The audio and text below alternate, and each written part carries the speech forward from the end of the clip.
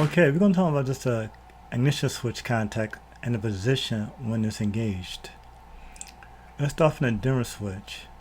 When I got the dimmer switch on low, I had the contacts as 13 and 6. When the dimmer switch is on high, the contact is 13 and 5. I got the dimmer switch in a flash position.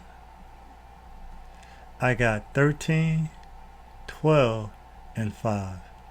These little circles indicate which connections on the ignition switch, headlight switch is engaged when you move the position. Okay, let's go for the light control switch. Off, there's nothing engaged. Tail lights, we have 10 and 3. Headlights, we got 10, 4, and 3.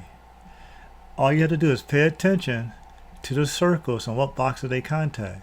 Like this row is 10, this is 4, this is 3, this is 13, this is 12, 5, and 6.